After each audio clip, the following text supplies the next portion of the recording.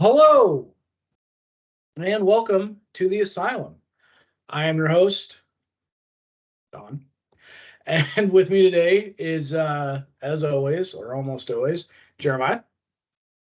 Hi. We're talking about a movie that it seems made for me. We'll say that. But it's also made by the Asylum. Yep. So, what was nice is that at the very beginning it tells you it's a sci-fi film, which Asylum sci-fi and Tubi originals tend to be more watchable than their other stuff. So that was They good. have It that, was a good start. is it Paramount that owns that? No, Universal, I think, owns it. Stella, Stella, So, Stella. this movie came out in 2019, 2019. which is a good thing. Because, 2019. that's when Asylum was really hitting their stride for not making just absolute garbage. And it's helped by Universal Studios, which is why it has a bigger budget, maybe. Filmed in South Africa, and is supposedly about two monsters fighting. Yeah. Supposedly. So, it opens up with a remote operated deep underwater research and mining vessel That's is not allowed to mine and not allowed to pick up things. They're only allowed to recon. correct.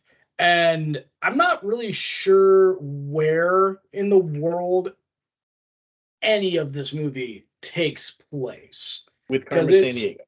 Yeah, it's real vague, but it's somewhere in the ocean, and they find whatever it is they're looking for, and the girl talks the guy into going ahead and mining anyway, but they're not supposed to be. And kind of funny at the same time is the guy who owns the business, the Elon Musk of it, if you will, is doing a television interview about the facility, and he brings his camera into the remote operating center to like show them what they're doing, and then they have to admit like on camera, like, yeah, we lost this multi-billion-dollar piece of equipment underwater, and you're live. Yeah, and he's like, oh, it's just lost connection. This happens all the time. So it turns out that they awakened the Tengu, a giant starfish, which is not the Tengu of Japanese folklore. It's a giant starfish.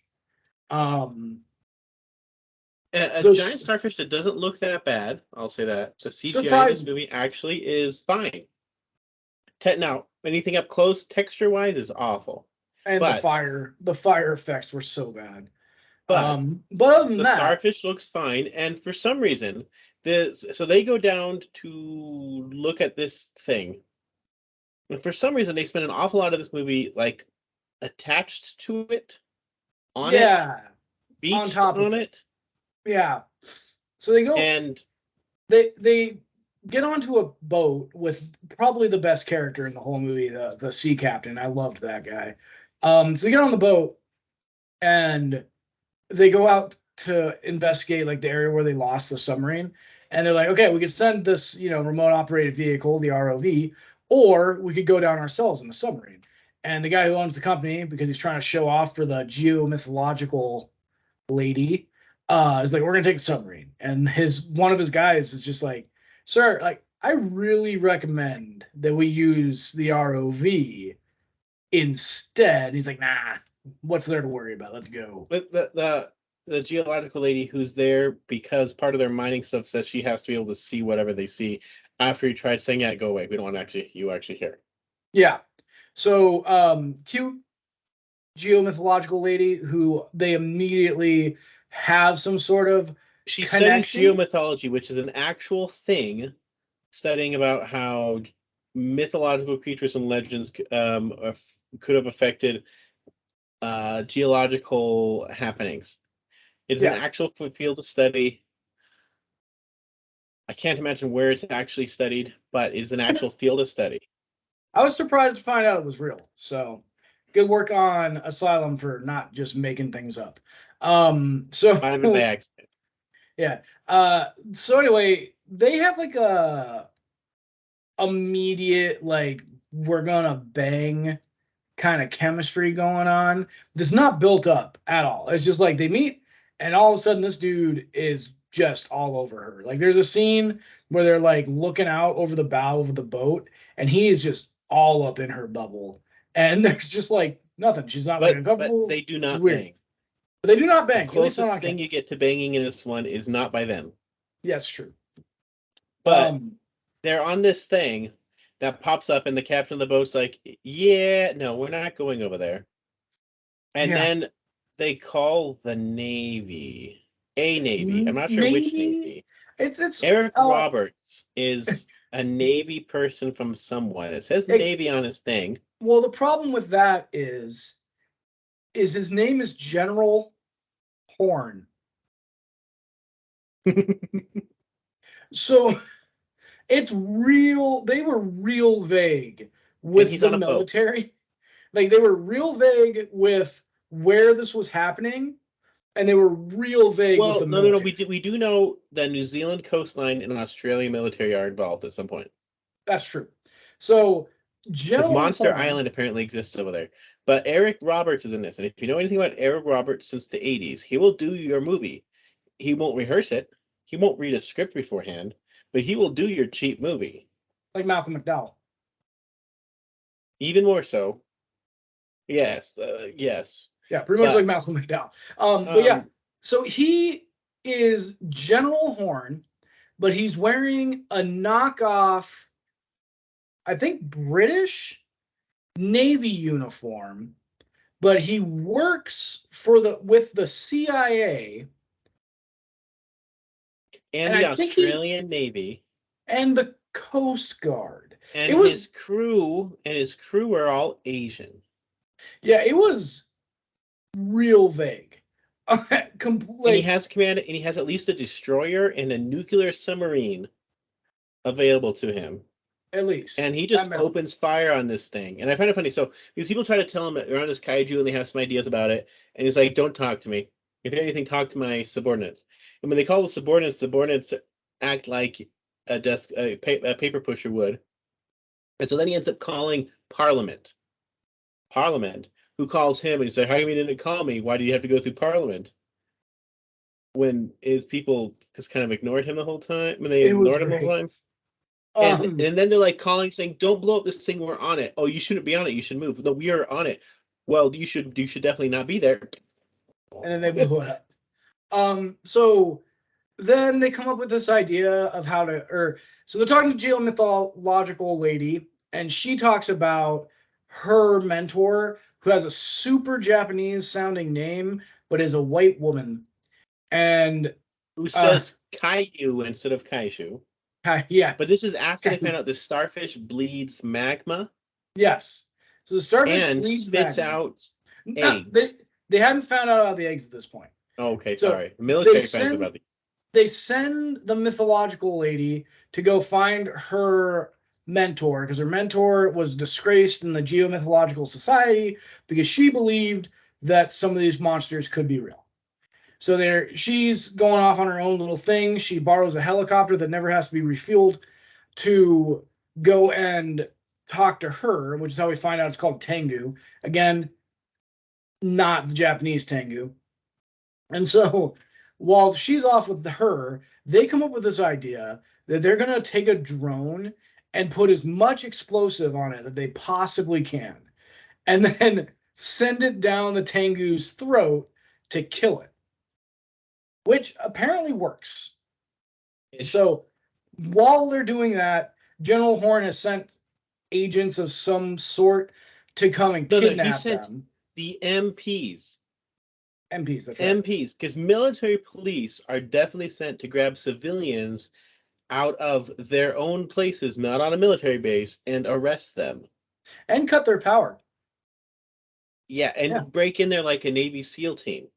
Yeah, it was Wasn't great. there where MPs were SWAT at all? I could have sworn they protect military bases. Yeah, weird. So they're taking him to see General Horn. And at this point in time, the Tengu has been blown up. So it's just like laying there in the water off the coast of wherever it's supposed to be. And all of a sudden, it just starts spitting eggs out. Just this absurd amount of eggs start ricocheting off of it. Turns out these eggs have dragons inside of them.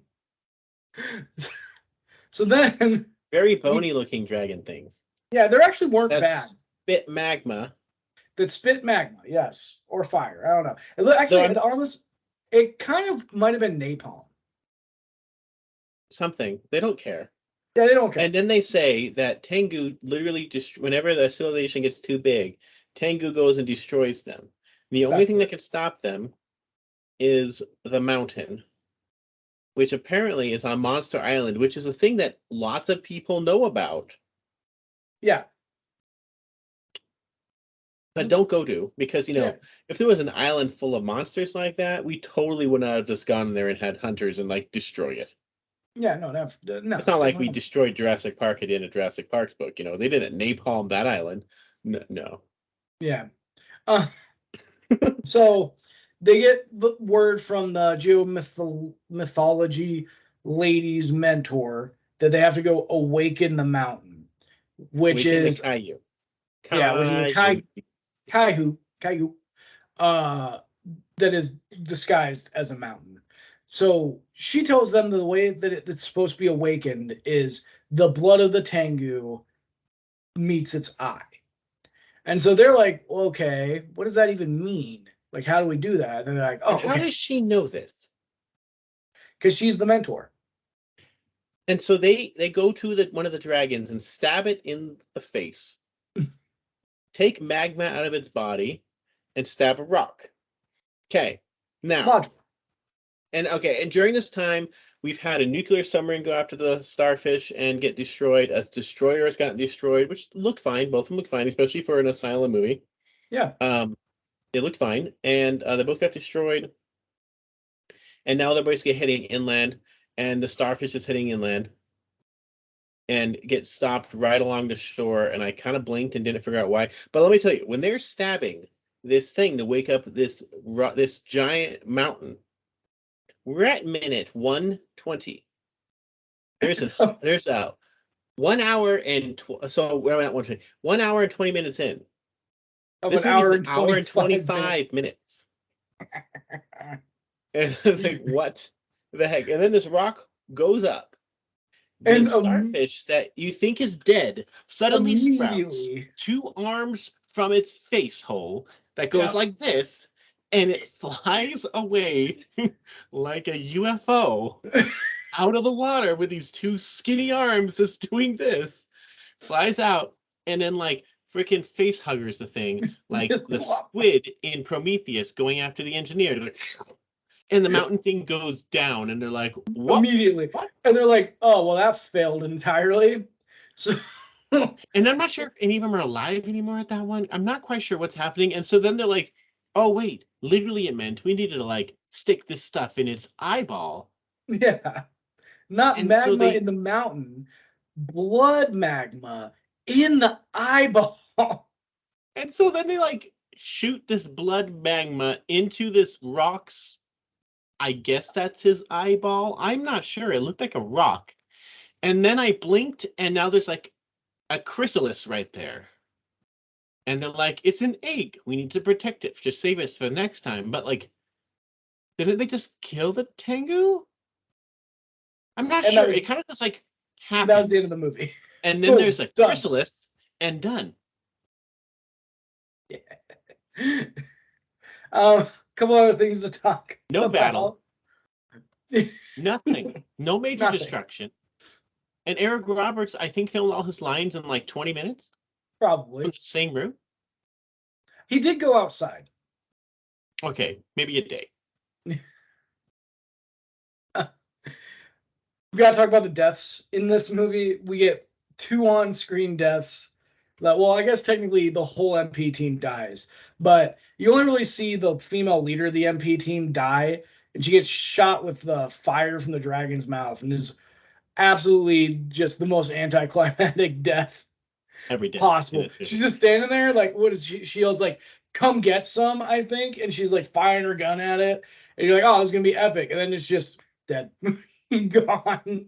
Epic And and then the Asylum? You think this is going to be epic? It's the Asylum. What does epic have to do with it? And then the only other male main character or part of the main team dies shortly thereafter, just as anticlimactically. Like the female member of the team trips, and so he stops and helps her up, and then they start running again, and then he just gets shot with fire and is gone. And you're just like, there's no like watching the body burn, there's no disintegration, it's just gone. You're like, all right, cool. Oh no, that's right. And then the third death, the helicopter pilot, so who doesn't have a name. Now, everybody else gets a name. He doesn't get a name, but he's been in the movie like the whole time. He's been flying the helicopter. So they crash the helicopter, and this dragon comes, or they crash the helicopter because they have a dragon's egg that they hatched on purpose attached to it. They crash the helicopter. Main team gets away. Elon Musk turns around and is like, "Come on, man, give him to us." And then this is not actually Elon Musk, nor is it a character named Elon Musk. That's true. And then the dragon comes up behind him, obviously, shoots him with fire, but you can see he's instantly dead, obviously. But you can still see his shadow on top of the water. Now, a couple of weird things about this one, okay? There's a lot of weird goofs, but not as many as most Asylum movies. They actually tried making it simpler in many ways. But so the sub that the mining team is called the benthic, which, if I recall right, that's the lowest level of water, right? Lowest ecological level of bodies of water. I believe it's called benthic level. It's also the name of his company. You never understand exactly if they woke up the beast themselves or just woke up, because you don't actually see them doing mining. You just know that they are. Apparently, every helicopter in this is marked with ZS between South Africa, which is filmed in South Africa, so it makes sense. Though I will say this, knowing headphones and microphones in the helicopter and when they're on the ground, they're using microphones to talk to each other, okay? Yeah. And they're using sound-canceling microphone. But this headset that they're using, I have owned. You have to have that sucker really close to your mouth for it to cancel sound. Not over here. It doesn't work. I mean, they're making phone calls from a helicopter via the headset, first of all. But we're going to talk about phones. The Navy phone that they have on the destroyer it's the real deal. That is the sort of phone that we use in the Navy for decades. But the thing is that phone has a little button on it. And if you talk into that phone without pressing that button, nobody can hear you, because that button is what allows them to talk. At no point does Eric Roberts press that button while using the phone. Not a single time. I was paying attention. So I was like, oh, that's so cool. It's like when you use a radio without pushing the button down? Yeah, exactly. It's exactly the same. If you ever go to any nautical marine or Navy museum that's an actual like former boat or ship, they'll have those phones there, and you can see them. It's exactly the same kind of phone, but it's got a little button. And if you don't press that button, and phones still today on vessels, you have to press the button or you cannot hear anything. It's wonderful. So that was. So I would share images from this movie, but IMDb has 4, and none of which are good. And none of them are the poster. Oh, weird. That's odd for IMDb. But anyway, so this movie is not bad. It's enjoyable. No. I was actually like pulled into it for the majority of the movie, which for the last, I don't even know what, 10 movies we've done, I have just not cared at all. This one I actually like paid attention to. It gave me like, I don't know, first National Treasure vibes almost, for like, it's just kind of like a generic fun action film. It's not as good as First National Treasure, obviously, because Nicolas Cage is a god, but it's I would it's say not bad. it's not boring, which is a thing, but that makes the ending so much worse. You're like, oh, they have a budget, they're gonna have a Fine. kaiju battle, and no, they're not. They're done. Why make those dragons? Literally, why make the dragons? What was the Most people point? would rather have seen the actual like kaiju fight versus any of those dragons. Yeah. Yeah, I think Jeremiah referred to this as Blue Balls the movie. It's like it's an hour and 20 minutes of you just waiting for a kaiju battle, and then you're like, finally, and then you get a face hugger chrysalis end. And you're just like, Okay, think of how people were mad at Godzilla, like the 2014 Godzilla. But in 2014 Godzilla, in any of the scenes where you see Godzilla fighting in the background or on TV, you get more action than this movie. Any fact. of them. Fact. Think of that Godzilla movie if it ended with Godzilla showing up to defend San Francisco at the end with the Mutos, and Godzilla just goes, both dead, movie done. Dunskies. Would have been hilarious. But yeah, so I would put this into the upper echelon of Asylum films. I don't know. I don't know that I would tell people to go out of their way to see it. It's better than all their horror stuff. But yeah, it's really good. Well, unless you count Zombies as horror. Is Zombies horror? Yes, it's a zombie movie.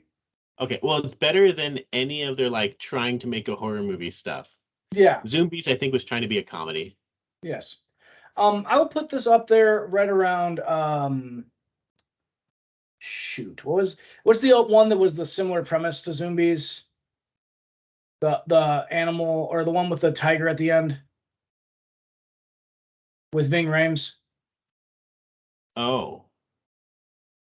I thought Ving Rhames was in like Zombie Apocalypse. Zombie Apocalypse. Yeah, that's the one. I would put this right above Zombie Apocalypse. I'd put this up there with Gatoroid and those ones, but I will say this looks way better than Gatoroid. It just doesn't have as much weird trashy fun as Gatoroid does, because Gatoroid has Debbie Gibson and the other one where they're just like, we're just gonna fight randomly at this place and just do it. Like, it's trashy. And if I'm gonna see one of these, trashy is fine. This movie has no trashy, which is fine. Let's not forget Gatoroid's, the best part of Gatoroid entirely, the plaque at the end. There's no most plaque. terrifying statue ever. Well, so this is probably along the lines of more like Mega Fault. Yeah. Where it's not trashy. And it's fine. It's watchable, it's good. It's not as good as, say, Flight World War II, which I honestly think, which is shockingly okay. Shockingly good. But it's definitely watchable. I would recommend this movie if you're looking for just a fun action film. All right. I guess we have chances we get another good one or watchable one. 50-50. It either happens or it doesn't. We're gonna get like the 9/11 Commission report. Let's go. Wheel of Asylum. Turn, turn, turn. Tell us the movie that we will burn. Planet of the Sharks. I feel like this is a perfect movie for you, Jeremiah. This seems like your dream. Tell me where it's available. I'm looking right now. Just watch. Where are you? There you are. As long as it's not Sharkula or Noah's Shark or any of those ones by Wild Eye. Yes, Noah's Shark does exist, by the way, guys. Please don't watch it. Did you ever watch it? Yes. Yes, I did. The same time you had me watch the Women's Prison Massacre. Sharkensaw Women's Prison Massacre.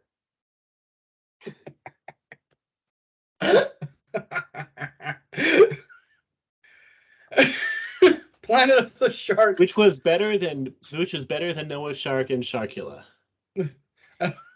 That's fair. Planet of the Sharks is available on Fubo, Roku, Hoopla, Crackle, Plex, and Flicks Fling. So surprisingly, not a Tubi movie. But that means we can see it on Roku and Crackle. Roku and Crackle, yeah. Okay. Yeah. So that about sums up Planet of the Sharks. Next. Monster Island, and we're going to be watching Planet of the Sharks next. Okay, thanks, bye.